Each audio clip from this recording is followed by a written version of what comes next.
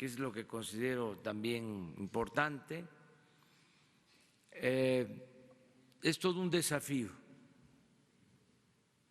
porque tenemos que demostrar en un plazo que hay otra vía, que hay otra forma de enfrentar el fenómeno migratorio, que podríamos llamar la vía mexicana.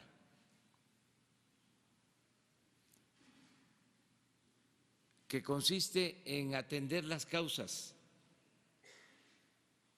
en atender los problemas que originan el fenómeno migratorio, no apostar solo al uso de la fuerza, a medidas coercitivas, sino dar opciones, dar alternativas a la gente para que puedan trabajar y ser felices donde nacieron, donde están sus familiares, donde están sus costumbres, sus culturas. El que la migración, repito, sea opcional, no forzada. Esa es la vía mexicana.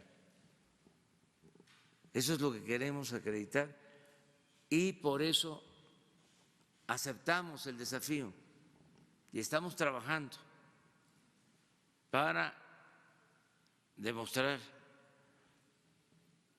a todos, a los mexicanos, a los centroamericanos, en nuestra América, demostrar al gobierno de Estados Unidos, de Canadá, en el mundo entero, de que se puede atender el fenómeno migratorio si hay desarrollo, si hay empleo, si hay bienestar, y que la paz y la tranquilidad son frutos de la justicia. Es un plazo que tenemos para acreditar esta vía y ya estamos aplicándonos para dar buenos resultados. También pues, reconocer que hubo disposición de parte del gobierno estadounidense, reconocer de que hubo voluntad de parte del presidente Trump. Todo esto lo expreso porque así se dieron las cosas y también porque no queremos nosotros confrontación con el gobierno de Estados Unidos, queremos seguir manteniendo una relación de amistad y no meternos en la política interna de Estados Unidos, hacer valer el principio constitucional de no intervención y autodeterminación de los pueblos. Entonces, Marcelo les va a informar cómo vamos y lo vamos a estar haciendo todos los días de esta semana. Vamos a tener información sobre este tema. Es algo parecido, guardada todas las proporciones, a cuando iniciamos el plan contra el robo de combustible o el llamado huachicoleo,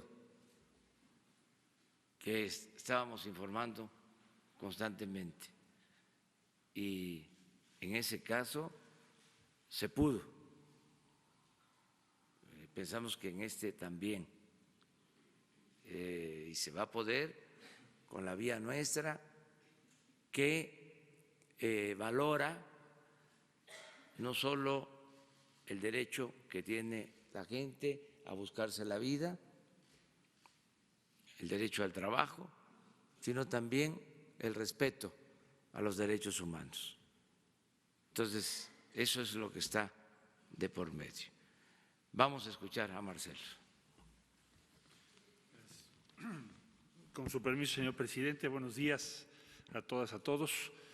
Informar que de acuerdo al programa que ya se anunció el día de ayer, o plan especial para la migración, el día de ayer se tuvo la reunión en la mañana, durante el transcurso de la mañana, que participó Guardia Nacional, participó el secretario de la Defensa, el secretario de Marina, también la secretaria de Relaciones Exteriores, el responsable de las acciones de migración, para revisar en detalle el despliegue que se va a poner en marcha ya a partir del día de hoy y los próximos días para cumplir el objetivo de que la Guardia Nacional esté desplegada con el respaldo de Ejército y Marina también en los próximos días, que fue el compromiso que hicimos y se va a cumplir.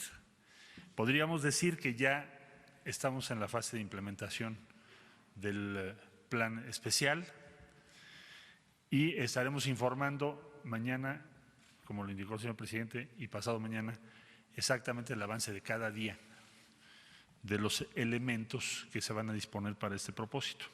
La reunión del día de ayer se llevó a cabo en Tapachula, en la zona militar, y a partir del día de hoy, mañana, y como ya lo dije, pasado mañana y los días subsecuentes, el despliegue va a ir avanzando rápidamente. Por otro lado, también Francisco Garduño inició y va a presentar el día de hoy por la tarde las acciones de migración inmediatas, acciones inmediatas en materia de migración, para poder ampliar la capacidad de gestión migratoria inmediata. También el día de hoy por la tarde se presenta el programa a cargo del licenciado Horacio Duarte, que tiene que ver con el respaldo a municipios fronterizos del norte para la gestión de apoyo a esa región y a esas autoridades y a esas zonas en lo que se refiere a quienes van a estar en México esperando su procedimiento de asilo. En este momento, como decía yo el día de ayer, son 10,000 personas. Y asimismo también Javier, que es el responsable de lo que tiene que ver con el bienestar social en el sur, Javier May, presenta hoy en la tarde su programa ya detallado. También les puedo decir que el día viernes, por instrucciones del señor presidente de la República, se tendrá reunión con los gobernadores de Oaxaca, de Chiapas, de Tabasco, de Veracruz y de Campeche, con el propósito de compartirles el programa y acordar las acciones que corresponderán a las autoridades estatales y las que nos corresponden a las autoridades federales, para cuidar todos los aspectos de este programa, que como ustedes saben está dividido en 5 áreas, como ayer lo dimos a conocer. Por último, en lo que hace a la relación con los países de Centroamérica, también el día de ayer se tuvo comunicación con los 3 países, Guatemala, Honduras, El Salvador.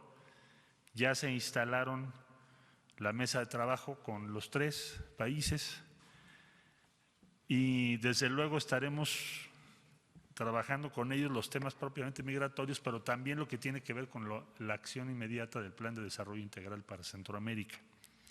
Entonces, los 5 componentes del Plan Especial para Migración están en marcha.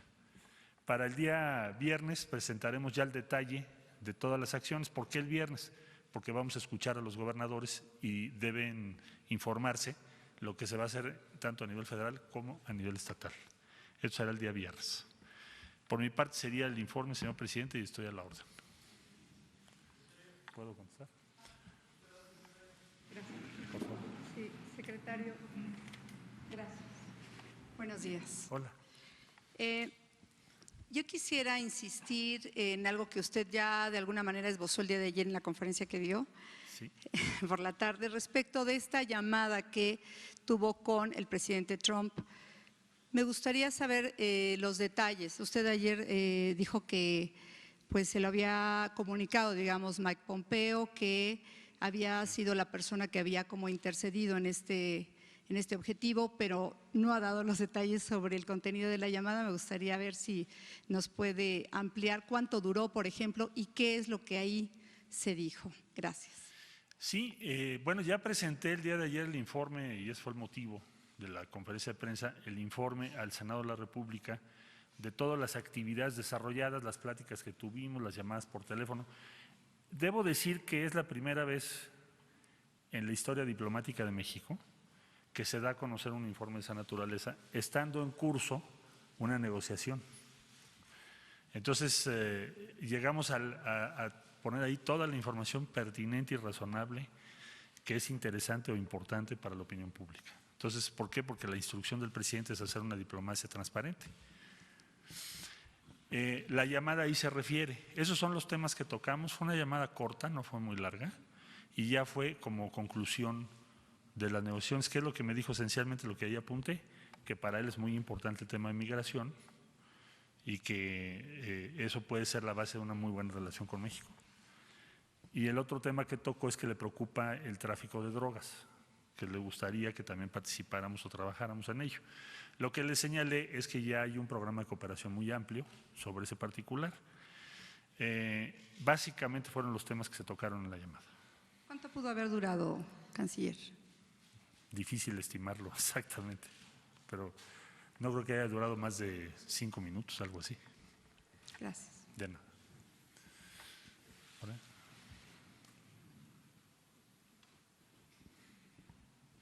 Buenos días, canciller. Ayer el presidente Donald Trump mostraba este documento, bueno, este papel a medios de comunicación. Quisiera saber si se va a abrir o se va a transparentar todos los documentos que se firmaron en esta reunión que se tuvo en este acuerdo, los acuerdos que se firmaron con Estados Unidos, ya que también la oposición en el Senado así lo pide, que busca, digamos, que todos los documentos que se hayan firmado, que se hayan acordado ya con el gobierno, sean transparentes. ¿Usted nos puede proporcionar estos documentos y de cuántos documentos estamos hablando? Gracias. Todo está en el informe que mandé a ellos, todo. No hay ninguna otra cosa adicional. Incluso las copias de… Toda la información está ahí, está en detalle todo lo que se habló, lo que se dijo, lo que se acordó, todo está ahí. Gracias. Señor canciller… Ahí vas tú también. Perdón. Señor canciller, señor presidente, buenos días. Arturo Páramo, Grupo Imagen. Con estos avances que ya se tuvieron ayer por parte de los integrantes del equipo, ¿ya se puede hacer una estimación de cuánto le va a costar al gobierno mexicano implementar las medidas en la frontera sur para lo que usted comentaba ayer, la modernización de toda la infraestructura para atender a los migrantes que llegan desde Centroamérica y también en el norte para poder recibir a toda la gente que Estados Unidos va a retornar? Y una segunda rapidísima, comentó ayer también que se esperaba que lo que hay en el norte, la infraestructura se replicara en buena medida en la zona sur. Estamos hablando de poner algún tipo de puentes, aduanas, con la misma tecnología, y también si eso ya se tendría un costo estimado de cuánto le costaría al gobierno mexicano hacer estos puentes, cruces fronterizos, etcétera. El viernes podríamos informar una estimación, porque debo incluir las actividades que los estados van a tomar y cuánto cuestan. Entonces el viernes con mucho gusto se los comparto después de la reunión con los gobernadores. Allá. Buenos días, Rocío Méndez, Noticias MBS. Señor canciller, en la estrategia que está diseñando, ¿qué papel va a jugar la sociedad civil? Han sido muy importantes a lo largo de décadas de migración sin documentos, todas estas redes de pastorales, los albergues de los ciudadanos, las personas que a lo largo de toda la ruta migrante apoyan. ¿Los tiene contemplados? ¿Haría algún llamado en este sentido? Gracias. Sí, el día martes vamos a llevar a cabo una reunión con ACNUR y varias agencias de Naciones Unidas para iniciar lo que es el diseño de un sistema de gestión migratoria, que tiene que ser mucho más complejo, que lo que quiere decir es que podamos traducir o precisar cuál es la opción que se propone por parte de México, lo que acaba de decir el señor presidente. Todas estas acciones en conjunto, una de esas acciones es trabajar con las organizaciones que sí tienen un compromiso, desde luego legítimo, con los derechos humanos, con la preocupación respecto a los migrantes, con la situación de los menores. Esto es desgarrador, pero el flujo que estamos viviendo están poniendo a disposición menores no acompañados para que vayan hasta Estados Unidos, se consigan allá el permiso de trabajo y luego o los dejan allá o los regresan. Es toda una cosa muy compleja que estamos revisando.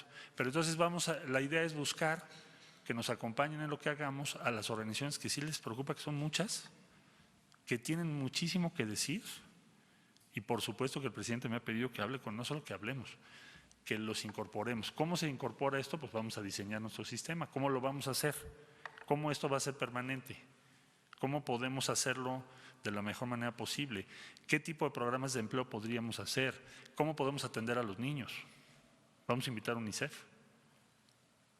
Porque este tema de los menores que te decía yo es uno de los temas más preocupantes de lo que hayamos vivido en los últimos años. Eso no había ocurrido jamás.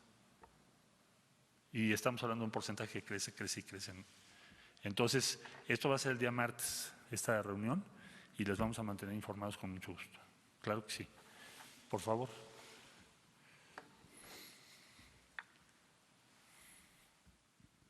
Sí, buenos días, canciller. Presidenta Diana Benítez, de 24 horas. Nada más preguntarle, en el acuerdo que se firmó con Estados Unidos se menciona que Estados Unidos se compromete a acelerar los procesos de asilo.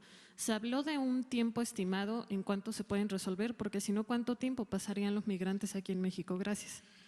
Sí, eso es algo que hemos subrayado en todos los diálogos. El viernes habrá otro encuentro con autoridades norteamericanas migratorias y ese es uno de los objetivos principalísimos, que garanticen que las audiencias sean en menor tiempo. El viernes a ver qué nos dicen y se los compartimos, pero eso ha sido una insistencia mexicana, no solo porque las personas nos preocupa que estén demasiado tiempo, sino por las comunidades, por la dificultad de darles apoyos en un momento dado, sino principalmente porque no es justo para la persona que pidió una audiencia que le digas te veo en un año, ¿verdad? Entonces, les informo también sobre qué avances logramos en eso. El tiempo promedio hoy por hoy son 180 días, según tenemos la información de las autoridades migratorias nuestras, pero vamos a ver si lo logramos. Por eso está puesto así. Ahí atrás, por favor.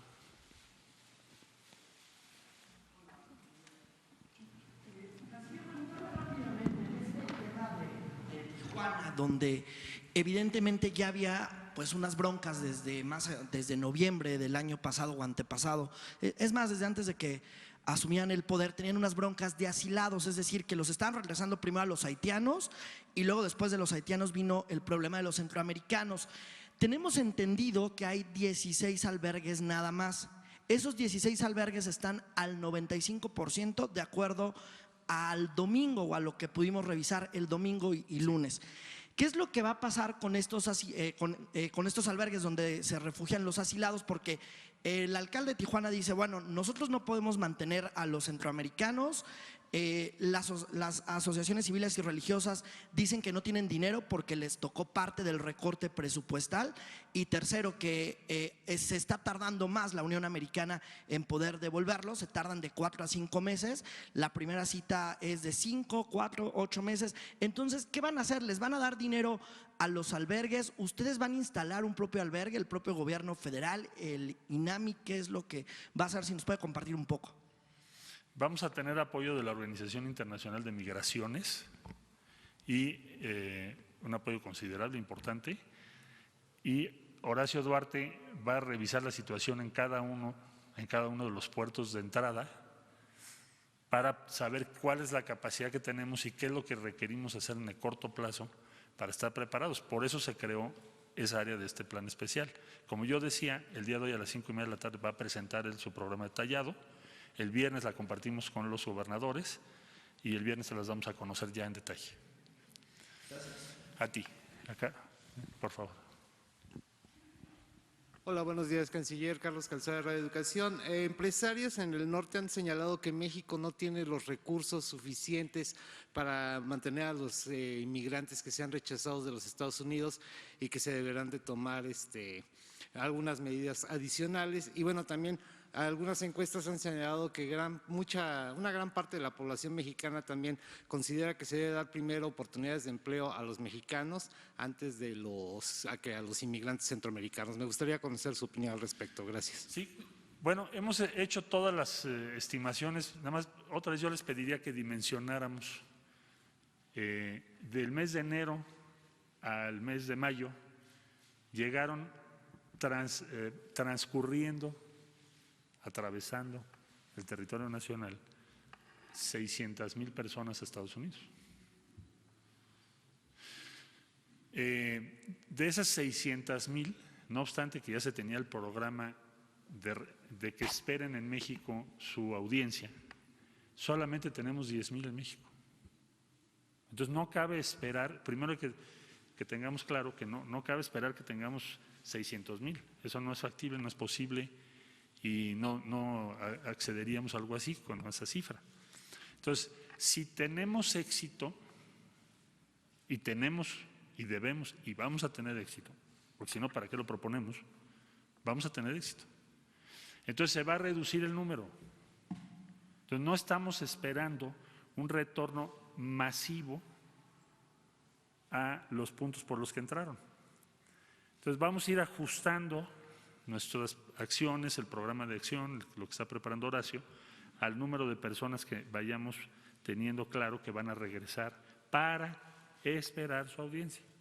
Eso complementado con que sea menos tiempo. Y entonces estimamos que eso nos va a permitir que no tengamos una crisis o que no tengamos un número excesivo, que es lo que creo que les preocupa a los empresarios. Allá, a ver, hasta allá. Gracias, buenos días, Antonio López del diario La Razón. Instiro un poco en la pregunta de mi compañero en el tema de los recursos. Ayer el subsecretario de Asuntos Multilaterales informa que se van a estar usando de forma inmediata los 2,000 millones de pesos del Plan Yucatán y el presidente de la CONAGO informa o adelanta que los recursos de los estados fronterizos para atender el tema migratorio van a pasar de 5,000 a 9,000 millones de pesos. Ahí estamos hablando entre estas dos acciones, pues que son 6,000 millones. ¿Cuánto más se va a estar requiriendo, secretario? ¿Sí va a alcanzar?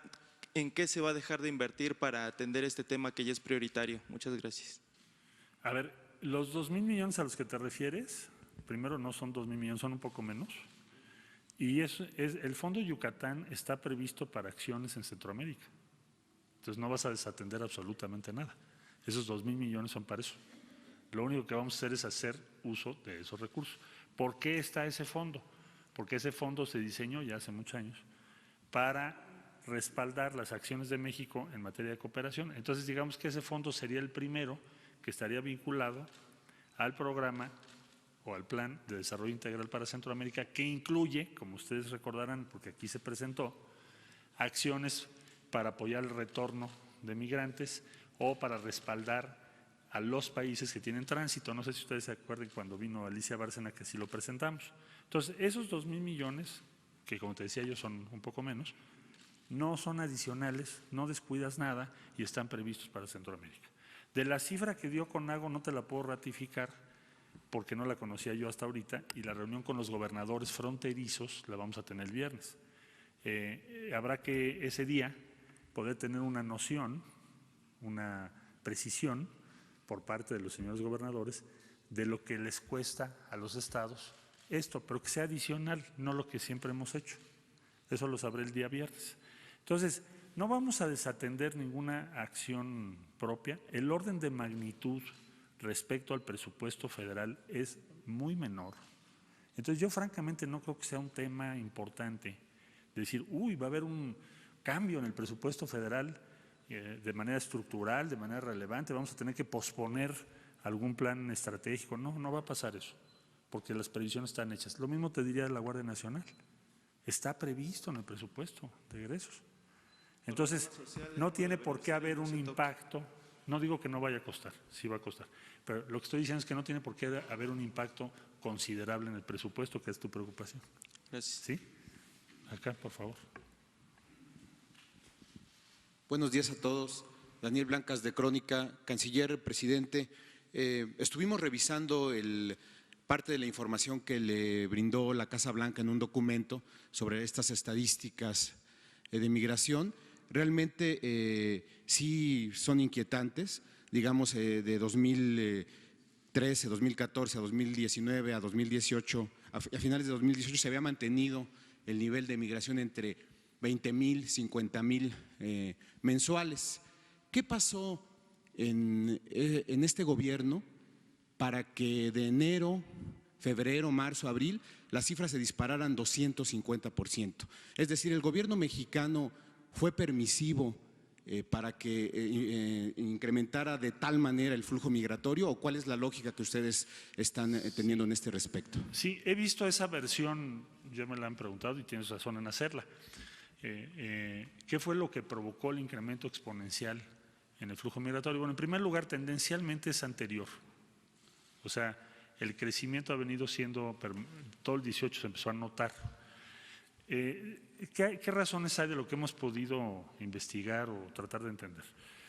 Tienes una caída muy grande en las zonas rurales por el impacto de la caída del café. Eso parece que ha sido uno de los motores más importantes. Entonces hay que seguir las fluctuaciones del café que te explican en particular de una región de Honduras muy relevante para, yo diría que es una de las actividades más importantes en Honduras, en lo que es el campo, y entonces ahí hubo un impacto muy severo, igualmente en una parte de Guatemala. Hay otras razones que tienen que ver con la situación que se está presentando en cada uno de los países, que desde luego es un poco incómodo que México las detalle, porque pudiera interpretarse de otra forma, entonces prefiero ser conservador en ese sentido.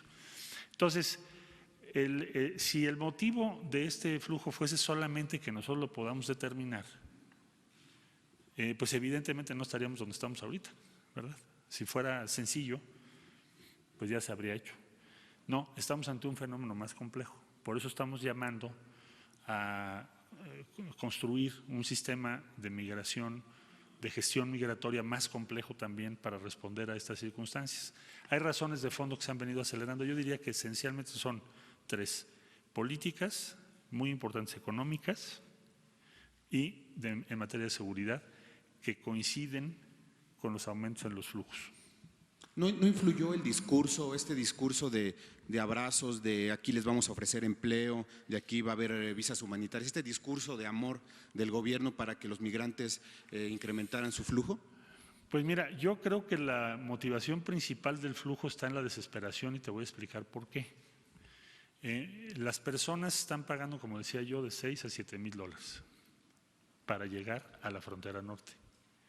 Saben que al transcurrir o pasar por nuestro territorio van a enfrentar diversos tipos de problemas serios, debo decir. Eso puede ser motivo de que nos avergoncemos, pero la verdad es que los testimonios de lo que pasan los migrantes son desgarradores, son terribles, está muy documentado.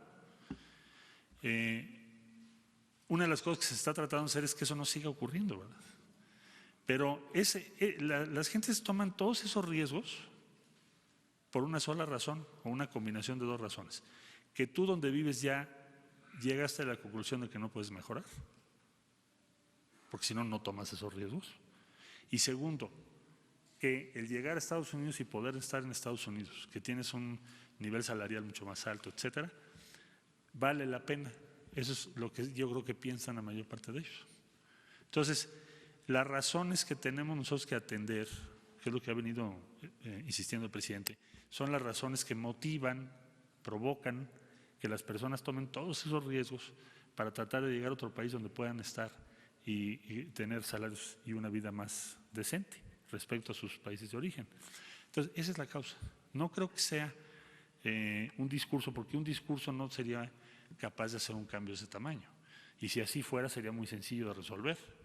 Entonces, yo entiendo que habrá quien políticamente así lo proponga, lo entiendo, así funciona la vida política, pero las causas de fondo son las que nos están preocupando, y no solo a México, Hay una preocupación internacional muy importante. Ahora que hicimos el Plan de Desarrollo Integral, sí hubo mucha receptividad en todo el mundo. Bueno, ahora en Alemania fue sorprendente porque nos pidieron que lo expusiéramos, están preocupados, dicen, bueno, ¿qué ocurre? ¿Qué podemos hacer para ayudar? Para que esto no se siga agravando. Entonces, sí hay una conciencia de que esto es un fenómeno de fondo, no es algo temporal y va a requerir una respuesta más compleja para poderle dar una respuesta satisfactoria. Y en eso estamos, para eso es este plan, ¿verdad? Muchas gracias. Tú, por favor.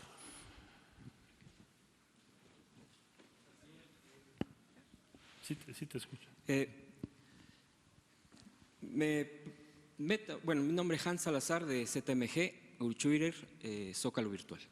La pregunta es, ¿cómo está operando la parte de la comisión, la parte de esta parte especial con los subsecretarios?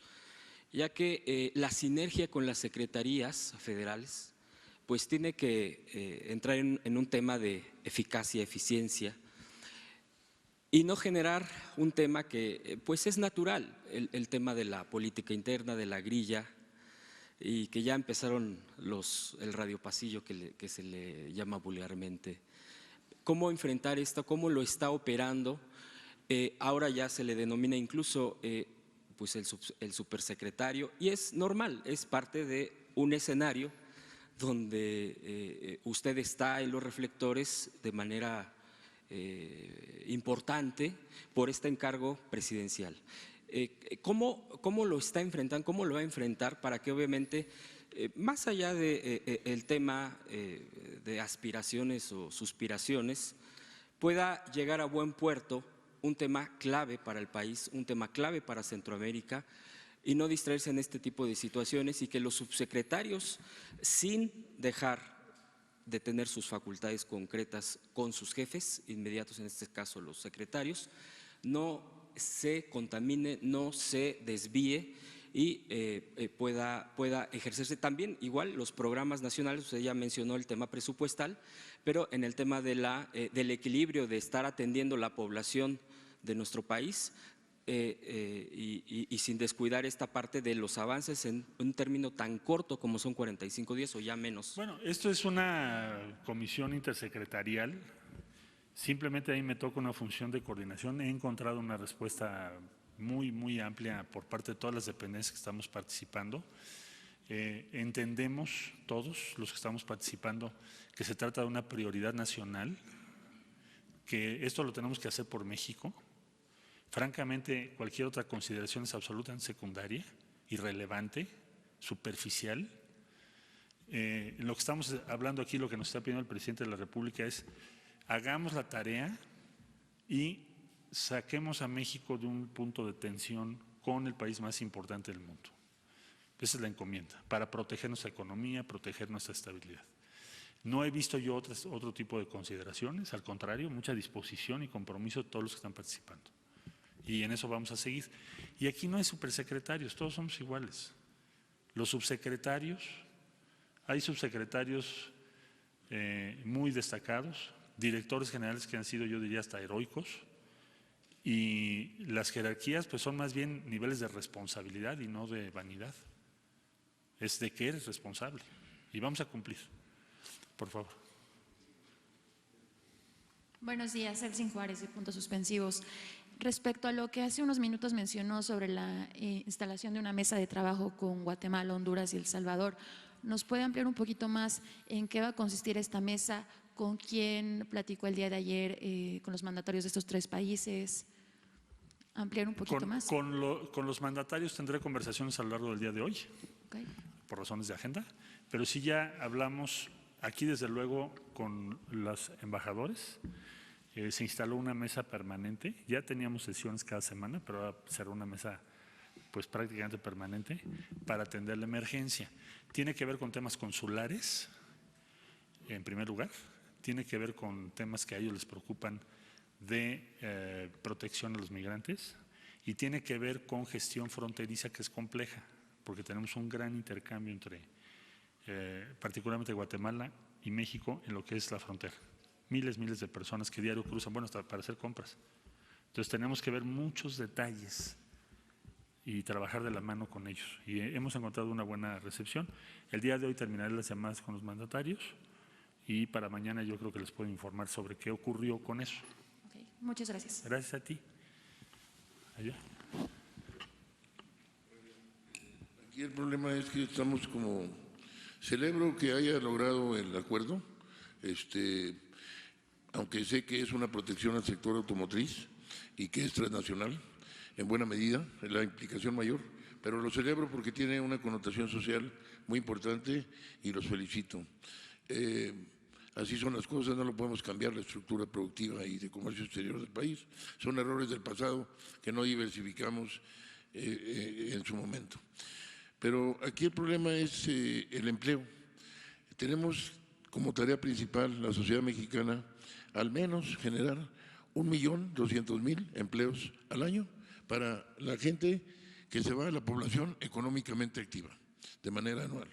Y estamos, para eso deberíamos crecer, usted lo sabe, de acuerdo a la ley de con cualquier estimación, 6.5, como en el desarrollo estabilizador. El problema es que este año pronosticamos, o los organismos internacionales, entre 1 y 2%, lo cual nos genera un empleo de 300.000 contra 1.200.000, ¿verdad? Hay un déficit de generación de empleo, de crecimiento de empleo, de 900.000 empleos al año. Catastrófico, terrible. Es pelear contra Sansón. Por más reuniones, por más comisiones, por más números de estructura del trabajo, 5 puntos del programa, ahí está Sansón. ¿Cómo vamos a hacerle para generar el déficit de crecimiento de 900 que tanto le hemos prometido todas las banderas políticas, todos los sectores sociales, en todas las épocas al pueblo mexicano y no se lo ha cumplido? Ahora, si usted dice que son 600.000 los que han pasado inusitadamente y lo va a reducir, digamos que lo reduzca heroicamente a la mitad, 300.000.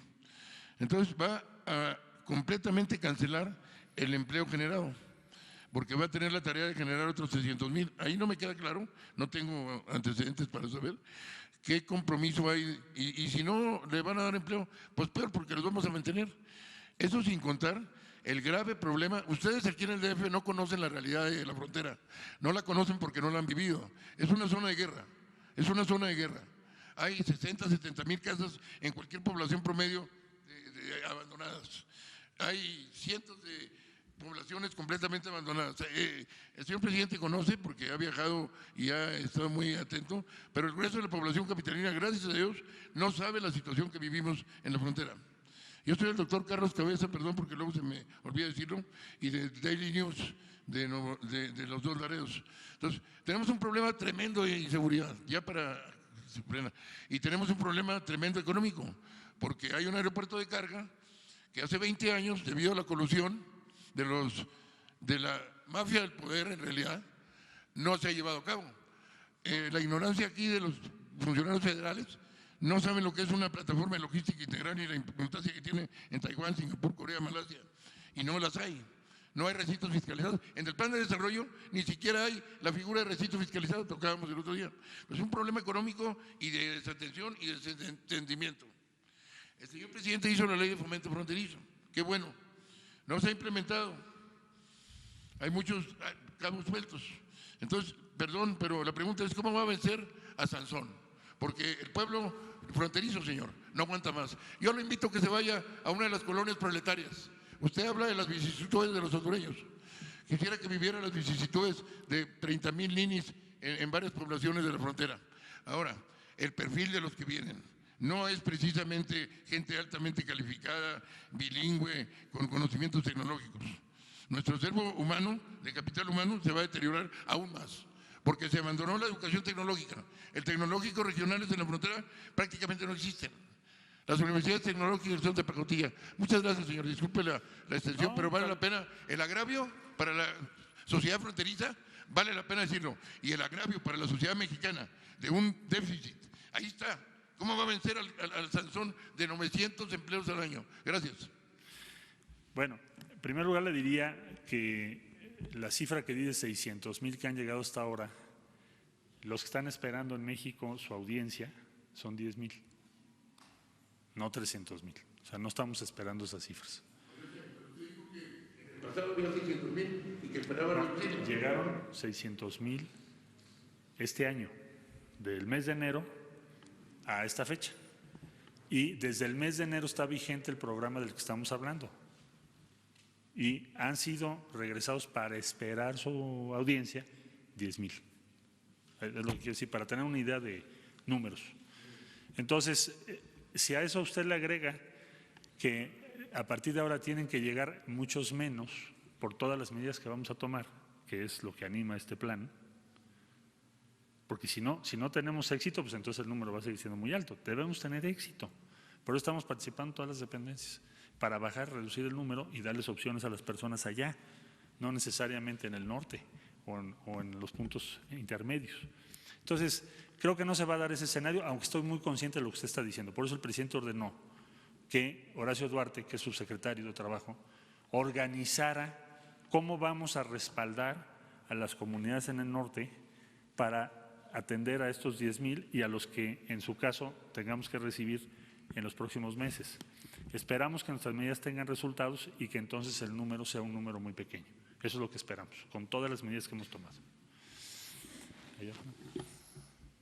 ¿Sí? De acuerdo con la edición del periódico The New York Times, el pasado 8 de junio, habla de una reunión secreta entre la exsecretaria del Interior, la señora Nielsen, y su similar, la señora Olga Sánchez, en la que desde el mes de marzo se había aprobado el despliegue de la Fuerza Militar Mexicana en la frontera sur. ¿Usted podría avalar lo que Heidi Haberman, del periódico New York Times, asume como un acuerdo secreto entre ambas secretarias? Y finalmente, ahora que fue usted a Alemania, conoció el acuerdo que en el 2016 los gobiernos de Turquía y Alemania tomaron para recibir a los asilados sirios. Sí. Y esa es una experiencia, es un modelo que puede aplicar para México, señor canciller. Sobre lo primero, pues no es una reunión secreta, no es secreta que en ese día, saliendo, la ministra Olga Sánchez Cordero informó de a qué acuerdo se había llegado. Ella hizo público los resultados de la reunión, no fue una reunión secreta en su momento. Ahora, ahí no se habló del despliegue de la Guardia Nacional que estamos hablando ahora. Se habló esencialmente de que habría 17 puntos de revisión en el Istmo de Tehuantepec, ella lo explicó en esa intervención, pero no tenía que ver con lo que estamos haciendo en este momento exactamente. Lo que estamos haciendo en este momento, primero, por orden de magnitud, y segundo, cualitativamente, es la Guardia Nacional. En aquel tiempo todavía no teníamos elementos de la Guardia Nacional, o no se había formado, acuérdate que no se había aprobado, incluso constitucionalmente todavía formar la Guardia. Entonces, lo exacto está en las declaraciones públicas de Olga Sánchez Cordero.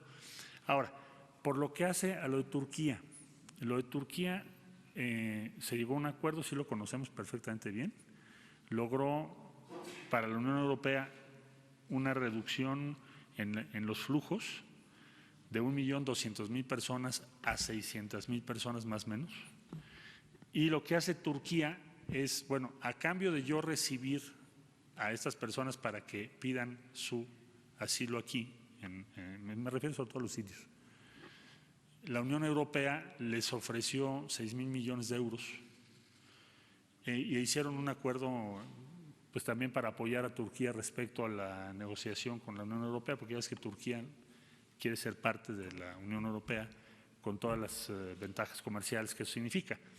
Esto último no se ha concluido, pero lo otro sí se hizo con esas características. En el informe que rendimos al Senado puedes encontrar más detalles de lo que se dijo en las conversaciones respecto a Turquía. Y finalmente, Bernie Sanders, precandidato del Partido Demócrata, Bernie Sanders, precandidato del Partido Demócrata, dice que él tiene otra perspectiva para la solución del tema migratorio y apuesta al IRCA, que el presidente Reagan en el año de 86 propuso y fue aprobado y dio a 3 millones de connacionales asilo. Bueno, es interesante su punto de vista y desde luego muy respetable, pero hoy por hoy pues lo que tenemos que hacer es, digamos, las negociaciones con el gobierno en curso. Bueno, a ver, allá atrás, bueno. Buenos días, canciller. Yo quería preguntarle ¿cuáles son las 13 coordinaciones regionales en la frontera sur en donde va a ser desplegada la Guardia Nacional? Ayer nos dijo que nos iba a decir hoy. Y también incrementarán el presupuesto a Comar, y si ya hay un protocolo de actuación para la Guardia Nacional, porque no es lo mismo pues tratar con delincuentes a tratar con migrantes que están solo haciendo una falta administrativa aquí en el país. Y finalmente… ¿Me puedes repetir la segunda? La segunda es, incrementarán el presupuesto a Comar, y si hay un protocolo de actuación para la Guardia Nacional ya. Sí. Por supuesto que eso fue uno de los temas que tratamos ayer, el protocolo de actuación, y sí tiene que haberlo, necesariamente estamos en eso. Hay un protocolo general, pero estamos haciendo uno para este operativo en particular. Comar tiene un presupuesto muy pequeñito, la vamos a respaldar, Comar tiene un incremento de solicitudes de refugio importantes en México. Respecto a lo que tú preguntabas, hay también un incremento de solicitudes de refugio en nuestro país. Entonces, por eso tenemos que apoyar a la Comar. Es parte del sistema integral de gestión migratoria, la Comar. Las coordinaciones son las que iniciamos ayer, son Tabasco 1, Tabasco 3, Chiapas 1, 2 y 3, Campeche, Oaxaca 1 y Veracruz 1. Estas son las que están activadas, en total son 10. Y vamos mañana vamos a tener otras 3 que son más hacia Istmo de Tehuantepec. Listo. Tú, por favor. Buenos días, Alberto Rodríguez de SDP Noticias. ¿El gobierno tiene alguna estrategia para frenar actos xenófobos que, pues, como se están viendo, ya hay opiniones amplias de personas que no quieren a los centroamericanos en México? ¿El gobierno tiene alguna estrategia para convencer a la población de que no es tan grande el escenario como se está planteando? La xenofobia siempre es un error, y la posición del gobierno de la República en todos sus ámbitos, y en todos los espacios, en todas las esferas, es luchar en contra de eso. Y eso lo hacemos de muy diversas maneras, desde campañas que están ya en curso en favor de los derechos humanos, hasta acciones de política pública. Lo que vamos a hacer es demostrar que se puede gestionar un flujo migratorio muy grande sin reacciones xenofóbicas que además son injustas y están equivocadas por definición. Nosotros no podríamos caer de ninguna manera en algo así. Sería un gran error que nuestro país fuera en esa dirección, y no creo que lo vaya a hacer, porque tenemos una tradición solidaria muy fuerte y una vigorosa cultura en favor de los derechos de las personas, los derechos y las libertades de las personas. Si no creyéramos en eso, no estaríamos aquí. Entonces, eso es lo que vamos a defender. La xenofobia siempre es un error. El odio siempre es un camino al desastre.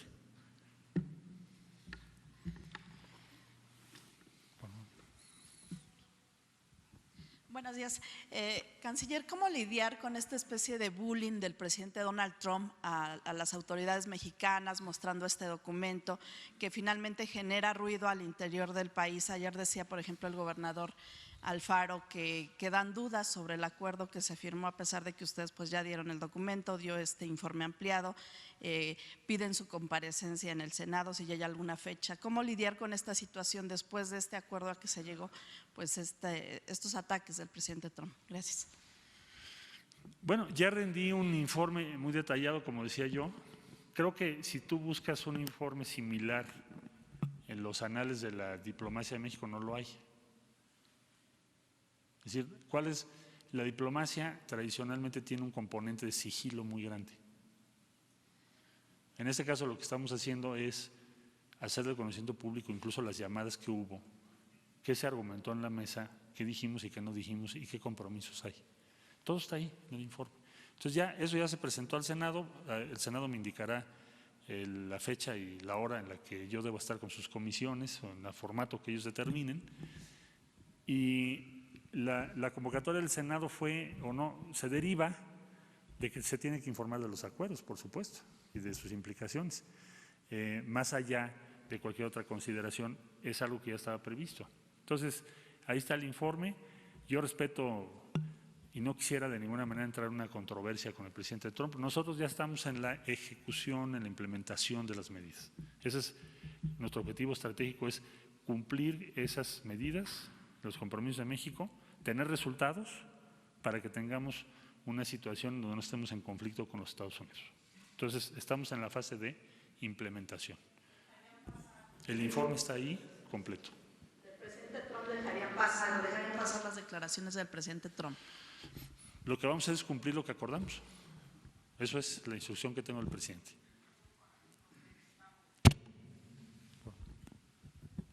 Buenos días, Pedro Fierro de tiempo.com.mx y Puente Libre MX. Canciller, ¿cómo se va a efectuar este plan en la frontera norte? Se ha hablado mucho de la frontera sur. ¿Se contempla algún despliegue de la Guardia Nacional al norte? A lo mejor no frontera con Estados Unidos, pero sí un poco más abajo para lograr a contener a todos los migrantes que ya vienen cruzando por México. Se tocó también en la negociación con Estados Unidos. ¿Cuándo se va a regularizar el cruce fronterizo hacia Estados Unidos? Sobre todo de mercancías y de personas que están pues de hace meses atrás más lentos de lo cotidiano. Uno de los objetivos principalísimos de este plan es lograr la regularización en los pasos fronterizos del norte. Es decir, si seguimos con flujos tan grandes, nos crean muchos problemas en el paso fronterizo en razón de que Estados Unidos pues presiona. Es decir, te pone el personal a atender otras cosas y entonces los tiempos de paso por aduanas se amplían en demasía. Entonces, uno de los efectos que este plan puede tener es que eso ya no siga sucediendo. Eso es lo que quisiéramos lograr. Para eso estamos haciendo todo el esfuerzo que acabo de decir. Y respecto al norte, más adelante podré irles informando lo que vamos a hacer porque también está incluido, hay varias acciones incluidas, unas ya en curso y otras por venir, aunque el énfasis principal será la frontera sur. ¿En 45 días se podrían regularizar los cruces fronterizos? En 45 días tienen que pasar muchas cosas, así que entre otras cosas que el plan tenga éxito. Allá atrás, hasta allá. Sí, gracias. Buenos días, canciller. Montserrat Vargas de Publimetro. El pasado 8 de junio el presidente hablaba de más de 40,000 niños migrantes que viajan solos. Sí. Saber si va a haber un protocolo especial, sobre todo con el despliegue de la Guardia Nacional. Gracias. Sí, estamos revisando ese protocolo con muchísimo cuidado. Es algo que nos preocupa mucho, ese flujo tan grande de menores no acompañados. Es algo crítico. Entonces, lo que hice fue invitar a UNICEF, además de la Organización Internacional de las Migraciones, además de ACNUR, de la Organización de las Naciones Unidas. El día martes vamos a tener reunión en la Cancillería para revisar principalmente ese tema. Es lo que más nos preocupa. Es increíble que eso esté sucediendo, ya más allá del tema del acuerdo con Estados Unidos. Este es un tema central en términos humanos. ¿Cómo es posible que estén tantos niños no acompañados siendo utilizados para ir a Estados Unidos y sacar un permiso de trabajo? Porque para eso es. No digo que todos, pero una parte importante. Entonces estamos muy preocupados por eso. El día martes tenemos esa reunión para diseñar y escuchar las mejores experiencias que ha tenido UNICEF, la Organización Internacional de Migraciones, ACNUR con refugio, y tratar de hacerlo lo mejor posible, tratar de implementar las medidas más avanzadas que haya en todo el mundo, lo que hayamos aprendido entre todos. Ese es el objetivo. Y el martes es la reunión, si el presidente nos lo permite, en los días subsecuentes se los informamos por esta vía. ¿Sí? Ahí atrás.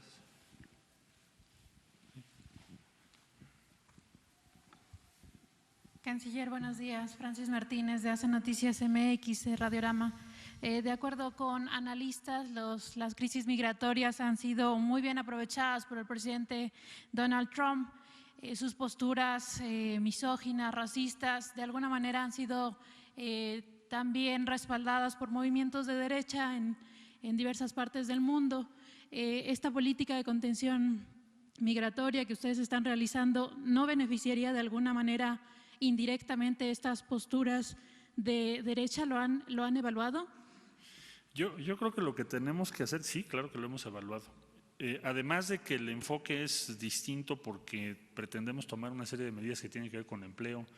Cuando hablo de gestión migratoria, de que lo que dijimos en nuestro plan de desarrollo integral se puede llevar a cabo, lo que nos ordenó el presidente respecto a programas de empleo, ofrecer alternativas. Bueno, precisamente lo que nos estaban ahora señalando, pues ustedes están ofreciendo empleo y puede ser eso un problema, que ya contesté por qué no. Bueno, el enfoque nuestro no es contención, es un enfoque más complejo. Vamos a hablar con muchas organizaciones de migrantes para que nos ayuden, para que podamos evitar que la permanencia de flujos importantes provoque conflictos o reacciones o roces con los Estados Unidos. ¿Qué es lo que puede favorecer un discurso progresista? Que sería tu pregunta implícita. ¿Favorecer un discurso progresista sería que no haya frontera? No, sí debe haber frontera. ¿Pero qué lo favorecería? Que tuviéramos éxito, que tengas resultados presentables de que las medidas que se están promoviendo pueden tener éxito, que pueden considerarse. Y entonces ir reduciendo el componente que tiene que ver con control e ir aumentando el componente que tiene que ver con alternativas. Pero es la única forma de demostrar que nuestro discurso es mejor y va a tomar tiempo, hay que tener paciencia, no creo que podamos ganarlo de un día a otro. Entonces, como muchos otros problemas que son complejos, se requieren respuestas complejas y en este caso también va a ser así. Hay que tener mucha perseverancia y mucha firmeza para que lo que se está diciendo todos los días se vaya ganando, hasta que llegue un momento en que quede claramente establecido que con un sistema de gestión migratoria diferente puedes tener buenos resultados. Pero va a ser una batalla que va a tomar tiempo.